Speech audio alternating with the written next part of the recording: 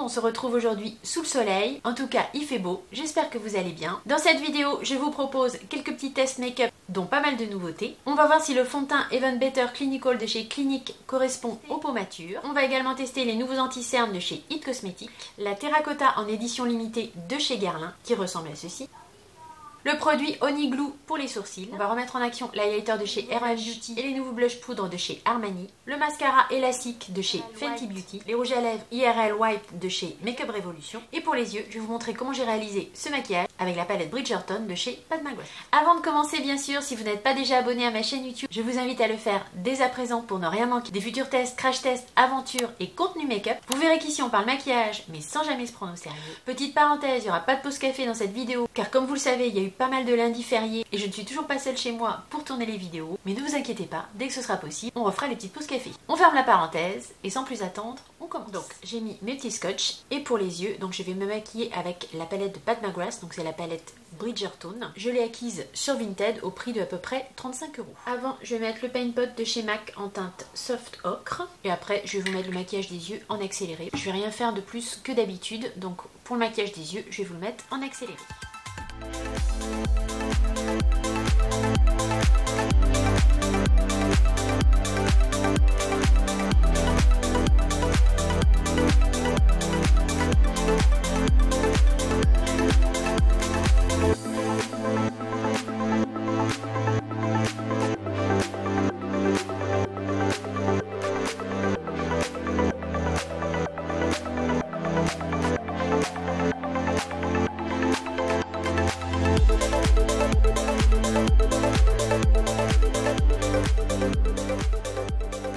Voilà donc pour la première partie du maquillage des yeux. Franchement, les fards de cette palette se travaillent très bien. Les matières se mélangent très bien entre elles. Je trouve que l'harmonie des couleurs est très inspirante. Pour moi, c'est vraiment une très belle palette de Pat McGrath. Je vais enlever mes petits cotons. On va faire le reste du make-up et je viendrai faire le ras de cils inférieur bien sûr après.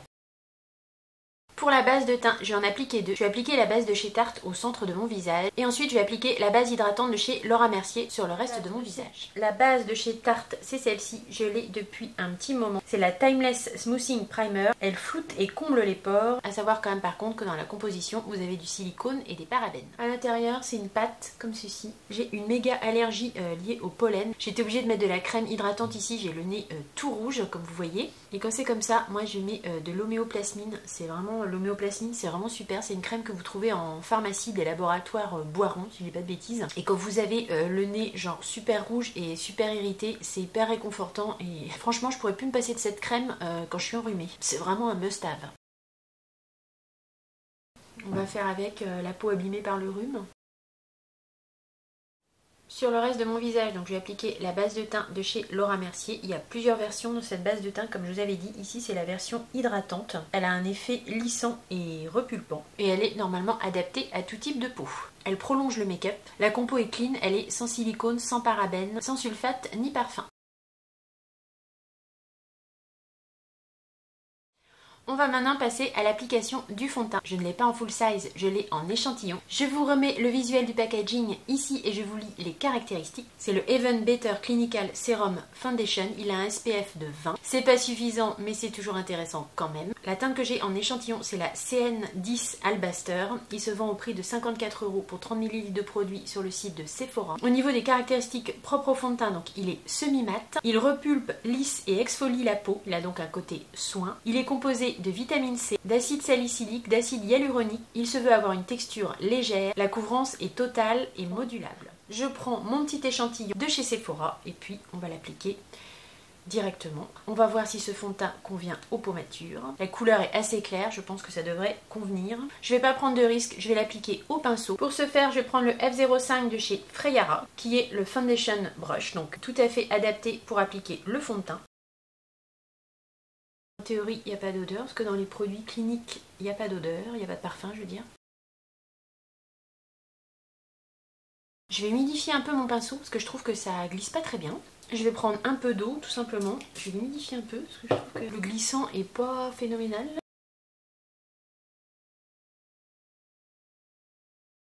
Au niveau de la teinte, il est un peu clair. Je me suis un peu transformée en Casper le fantôme, là, mais bon, pas grave. Heureusement que c'est un échantillon.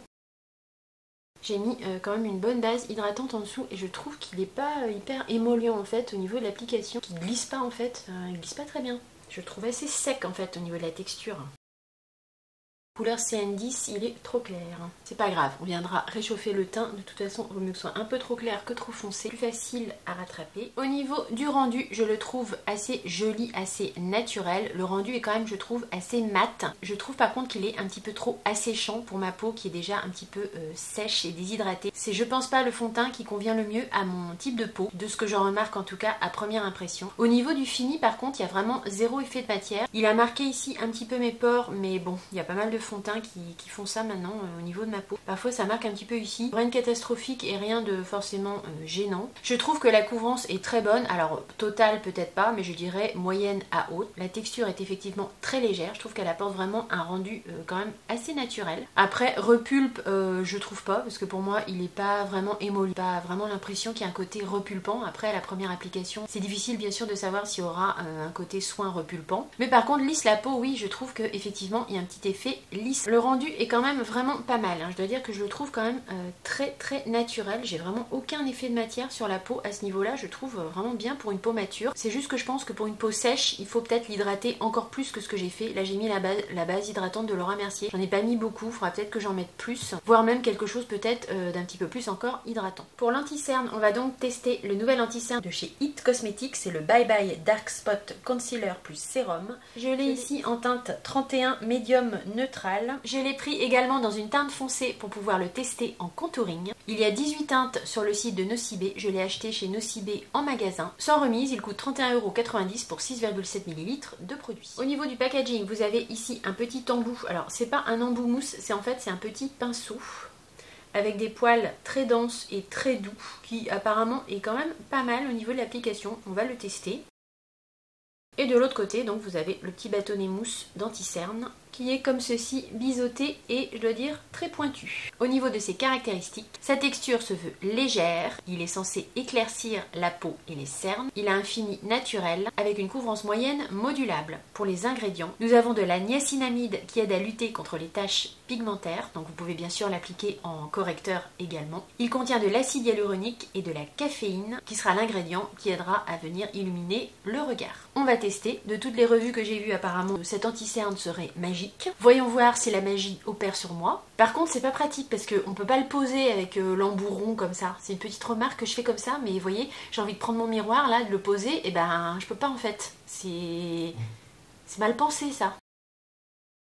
J'en ai pas pris beaucoup. L'embout mousse ça n'a pas l'air de prélever beaucoup de produits. Le laisser sécher un tout petit peu et puis on va le tester tout simplement avec le pinceau fourni avec. Ça se peut que vous entendez des petits bruits de fond. On est toujours dans les lundis fériés et etc. Donc je ne peux pas filmer sur un lundi classique, donc il y a tout le monde dans la maison. Le pinceau il est plutôt agréable. Après pour faire le coin interne de l'œil c'est un peu gros quoi. Pour faire les corrections, pour faire les retouches et les corrections sur le reste de votre teint, ça peut être plutôt pas mal. Je vais en mettre ici un peu sur ma tache pigmentaire. Au niveau de la teinte et de la texture, ça m'a l'air effectivement pas mal du tout. Il est vraiment très léger, on le voit pas du tout, il est imperceptible. Je suis venue en remettre un petit chouïa que je vais étaler avec un pinceau classique. Ce qui me frappe dans la formulation de ce produit, c'est vraiment la légèreté de la formule. Il est vraiment imperceptible en fait, j'ai pas du tout l'impression d'appliquer de la matière sous mon dessous d'œil. Au niveau des caractéristiques, texture légère, je suis d'accord à 200%, je dirais même ultra légère. Éclaircie, ça il faudrait voir évidemment au bout de plusieurs utilisations. Fini naturel, oui, je dirais même fini ultra naturel. Couvrance moyenne modulable, oui je suis assez d'accord, c'est une couvrance moyenne. Je dirais plutôt peut-être légère à moyenne. Pour l'instant, une très bonne première impression, je ne vais pas le poudrer. Quand je peux éviter de poudrer un anti-cerne, j'évite. Parce qu'en général, le fait de poudrer, ça marque, je trouve, plus les petites ridules. Pour ma part, en tout cas, c'est ce que je constate quasiment à chaque fois. Avant de faire le reste du teint, je vais passer à mes sourcils. J'ai acquis récemment un produit que je lorgnais depuis un petit moment. Il s'agit de ce petit pot soi-disant magique, donc de la marque Oniglou. Je sais pas trop ce que c'est en fait, je pense que c'est un... Je vous avouerai que j'ai pas regardé la composition. Ce produit-là, je l'ai acheté sur Boozy Shop. Alors, j'ai plus le prix. Je crois que je l'ai payé à peu près dans les 12 €, mais je vous remettrai ça au montage. Je l'ai l'ai pris avec une légère teinte. Vous l'avez aussi en teinte incolore. Moi je l'ai pris en teinte Coca-Cola. Enfin, c'était histoire qu'il y ait une légère petite teinte sur le produit pour les sourcils. Je l'ai déjà testé sans humidifier le goupillon. J'ai trouvé que c'était pas si collant que ça. Donc cette fois-ci, je vais essayer d'humidifier le petit goupillon pour appliquer le produit. L'intérieur du pot, ça se présente comme ça. Vous venez en fait introduire le petit goupillon raclé du produit. Je vais l'humidifier. Je sais pas si c'est une bonne idée. Je vous avouerai que j'ai même pas regardé sur internet l'utilisation exacte de ce truc. De ce que j'en avais vu, les gens n'avaient pas l'air de l'humidifier. Alors je sais pas, ou alors le mien il est un peu sec. Je m'interroge. Donc je vais venir en mettre comme ça dans mes sourcils. Je vais les épaissir un petit peu.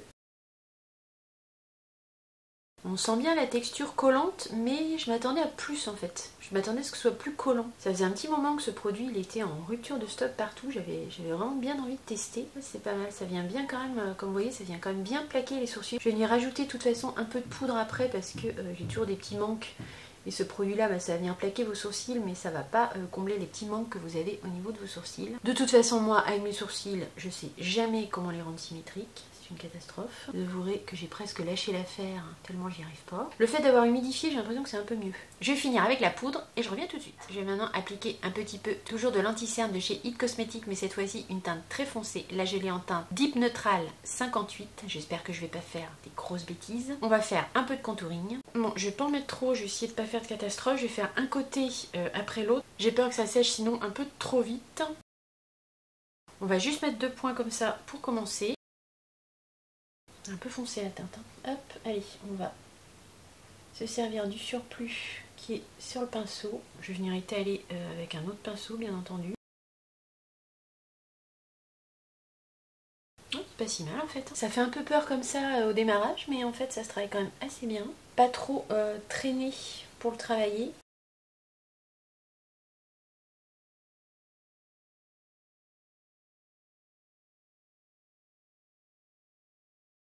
Je vais m'arrêter là parce qu'on a après la terracotta de Guerlain à tester également au niveau bronzer. Je trouve que c'est pas si mal. C'est venu contourer un petit peu mon visage. Après, je pense qu'il faut quand même pas trop traîner pour le travailler. Ça s'estompe pas mal comme vous avez vu, malgré que la couleur était quand même assez foncée quand je l'ai mis comme ça avec le petit embout mousse. Je dirais que c'est pas mal, ça fonctionne, mais c'est quand même peut-être pas sa meilleure utilisation. Je pense que j'ai des produits bronzer crème et contouring qui sont quand même peut-être un petit peu plus faciles à travailler. Je le retesterai pareil en contour, mais je pourrais tout à fait également m'en servir pour teinter une crème hydratante par exemple, ou par exemple pour foncer un fond de teint. Je veux dire, si je m'en sers pas en contouring, c'est pas perdu. On va maintenant enlever les petites barrettes, puisqu'on en a plus vraiment besoin et que franchement, je pense que je serais peut-être quand même mieux sans. Et mes cheveux vont comme d'habitude faire après ce qu'ils veulent. Je vais finir mon ras de cils inférieur, toujours avec la palette Bridgerton. Je vais appliquer la teinte prune la plus foncée, celle-ci.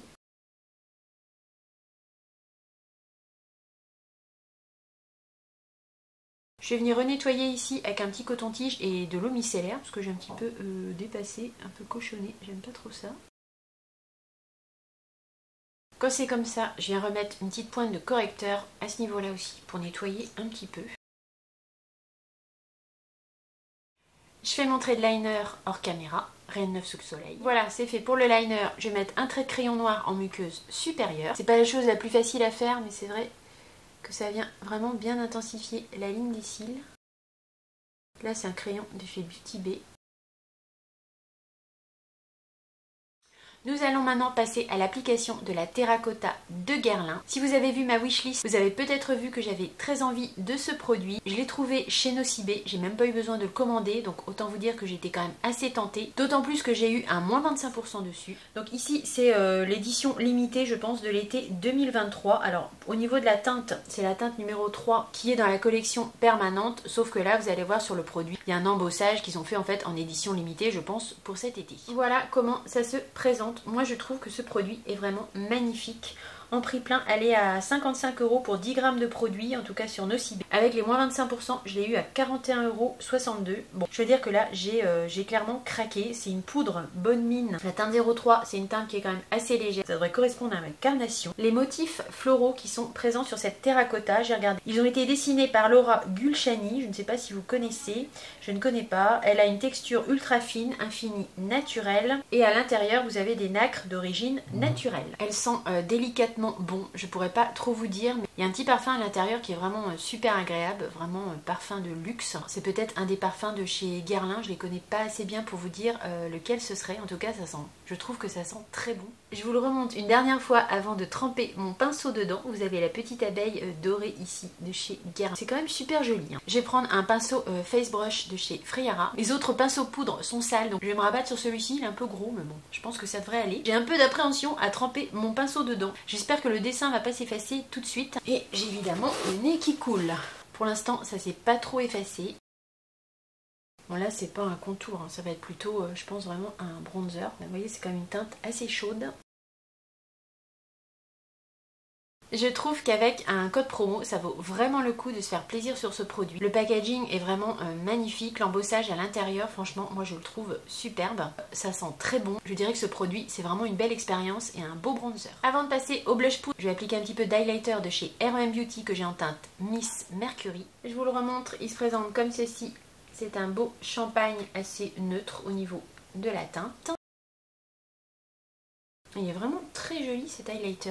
Je vous redis une fois de plus, mais les produits R.E.M. Beauty, ils sont assez surprenants. Je trouve que c'est vraiment un excellent rapport qualité-prix. Les prix sont quand même très corrects. Il y a pas mal de belles surprises dans toute cette gamme de R.E.M. Beauty. Et l'highlighter en fait largement partie. Je vais venir maintenant appliquer un petit peu des nouveaux blushs de chez Armani. Vous l'avez déjà vu dans une précédente vidéo, je l'ai en teinte numéro 11. C'est une teinte assez neutre, très facile à porter au quotidien et qui va avec plein de make-up. Je vous le remontre. Ça se présente comme ceci. Pour le mascara, je vais réappliquer le mascara de chez Fenty Beauty, le Elastic Volumizing. Au niveau de ses caractéristiques, il est censé enrober, recourber et rehausser les cils. La formule est ultra noire. De mémoire, j'avais trouvé qu'il faisait plus volume que longueur lors de son application. Je vous remonte la brosse si vous ne l'avez pas vue. C'est une brosse un petit peu conique. Ce ne sont pas des picots plastiques, c'est une brosse classique entre guillemets. Sur moi, il avait très bien tenu, j'avais pas eu du tout de transfert. Franchement, ce mascara, je le trouve vraiment très bien. Je trouve qu'il fait vraiment son petit effet sur les cils. Là, de ce que j'en vois aujourd'hui, il m'a donné quand même pas mal de volume et également de la longueur. On n'a plus que les lèvres à faire, on fera pas de pause café aujourd'hui, tout simplement parce qu'à l'heure où je filme, c'est l'après-midi, il y a du monde dans la maison. Pour moi, pause café là, ce serait même pas tellement une détente. Exceptionnellement, dans cette vidéo test make-up, on fera pas la pause café, mais ne vous inquiétez pas, je sais que vous aimez cette petite pause café. Et bien sûr, on en refera dès que possible. Pour l'heure, je vais appliquer le rouge à lèvres. Je n'ai pas encore testé avec vous ces rouges à lèvres de Make Up Revolution que j'avais trouvé chez Normal. Ce sont les IRL White Lip Cream, donc de chez Make Up Revolution. Je les avais payés 9,50 € chez Normal. J'ai deux teintes, j'ai Expresso Nude ici et Shine Nude ici. J'hésite un peu, je pense que la teinte Expresso irait peut-être mieux avec le make-up, mais pour aujourd'hui j'ai envie de mettre quelque chose un petit peu plus rose poudré, rose pâle. On va partir sur Shine Nude. A priori c'était un petit peu des dupes des Fenty Icon. C'est effectivement très velouté sur les lèvres. Ah, c'est un peu clair par rapport au reste du make-up, c'est même trop clair là. Là clairement c'est trop clair, je crois que je vais mettre l'autre teinte par dessus parce que ça va pas du tout avec le reste du maquillage. Je vais essayer de rajouter un peu de la teinte Expresso Nude plutôt à l'extérieur des lèvres. Je vais faire ça hors caméra sinon ça va être une catastrophe. C'est peut-être pas parfait mais ça passe quand même avec le make-up. Au niveau de l'application c'est très velouté. Ça n'assèche pas les lèvres, c'est plutôt un peu crémeux et confortable. Ça fait également penser au lip soufflé de chez Sephora ou de chez Rare Beauty. Je vous mets le résultat final comme d'habitude en musique et on conclut rapidement sur les produits.